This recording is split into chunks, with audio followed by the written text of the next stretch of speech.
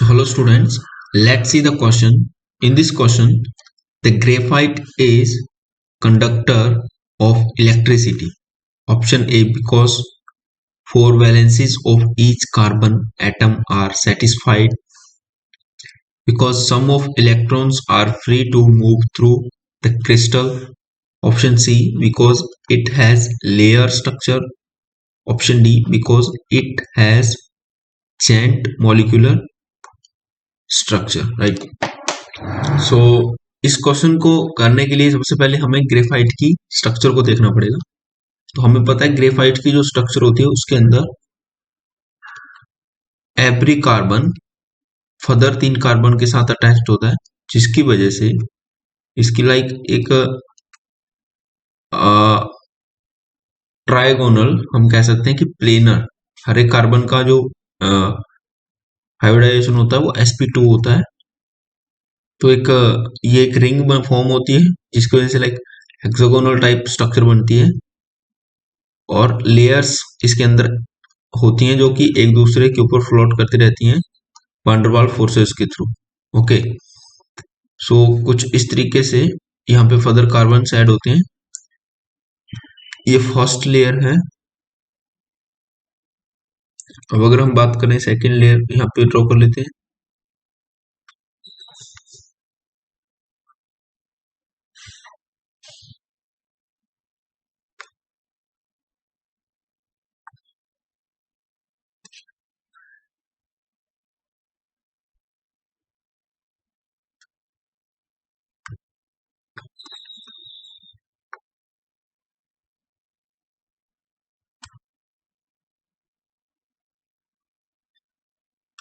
और in first layer and second layer ऐसे ही more than one layers होती हैं, इनके बीच में वीक वैन डर वाल फोर्सेज होती हैं। ओके, जिसकी वजह से ये लेयर्स जो होती हैं वो एक दूसरे के ऊपर फ्लोट करती हैं। यहाँ पे वीक वैन डर वाल फोर्सेस ये होते हैं वैन डर वाल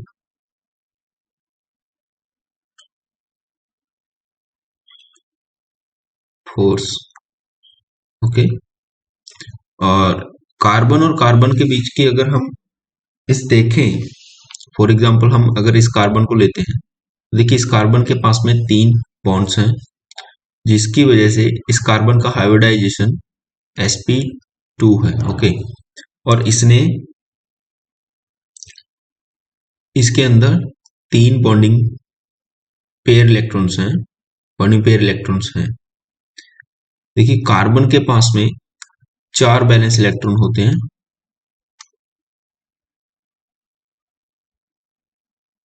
ओके, जिसमें से इसने 3 इलेक्ट्रॉन्स को यूज कर रखा है बॉन्ड बनाने के लिए विद अनदर कार्बन्स, राइट। आप लेयर के अंदर, एक पर्टिकुलर लेयर के अंदर किसी भी कार्बन को देखेंगे तो उसने अदर कार्बन्स के साथ में 3 कार्बन्स के साथ में बॉन्ड फॉर्म कर रखा होगा, लेकिन एक इलेक्ट्रॉन फिर भी फ्री होगा। हम उस इलेक्ट्रॉन को रेडिकल नहीं कह सकते। एक अनहाइब्रिड ऑर्बिटल जो होगा, देखिए p ऑर्बिटल, एक अनहाइब्रिड p ऑर्बिटल भी होगा इसके पास में, जिसके अंदर ये p ऑर्बिटल के जो इलेक्ट्रॉन्स होता है वो हर एक कार्बन के पास एक इलेक्ट्रॉन फ्री होता है। Free p orbital electron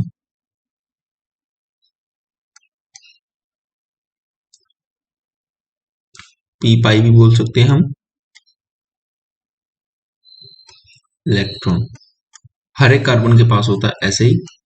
okay, सो जिसकी वजह से ये जो इलेक्ट्रॉन्स होते हैं ये whole throughout the complete structure, crystal structure के अंदर ये मूव कर सकते हैं, जिसकी वजह से इसकी ये एक अच्छा कंडक्टर होता है।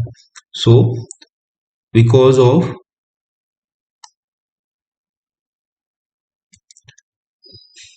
Free electron,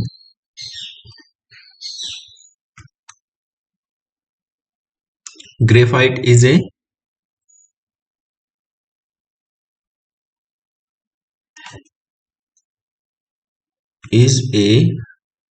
conductor of electricity.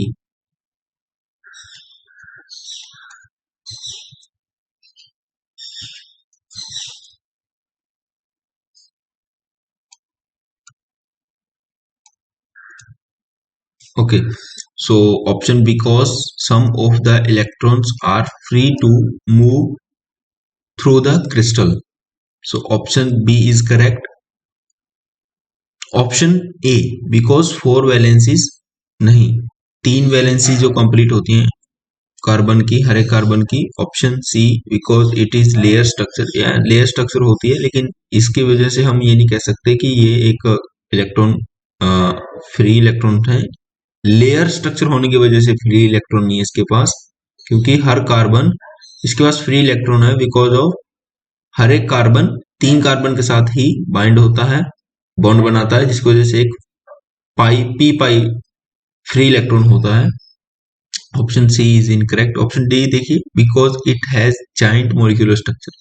Giant molecular structure होती है, लेकिन इसका मतलब ये नहीं कि वो मोलिकुलर स्ट्रक्चर इलेक्ट्रिसिटी की कंडक्टर ही होगी. सो इलेक्ट्रिसिटी के लिए इलेक्ट्रॉन फ्लो हमें चाहिए होता है, तो जो कि इलेक्ट्रॉन फ्लो एक, अगर फ्री इलेक्ट्रॉन्स होंगे तभी इलेक्ट्रॉन फ्लो होगा. So option D is incorrect. Option B only correct. I hope आपको क्वेश्चन और कंसेप्ट समझ में आ गया होगा. Thank you.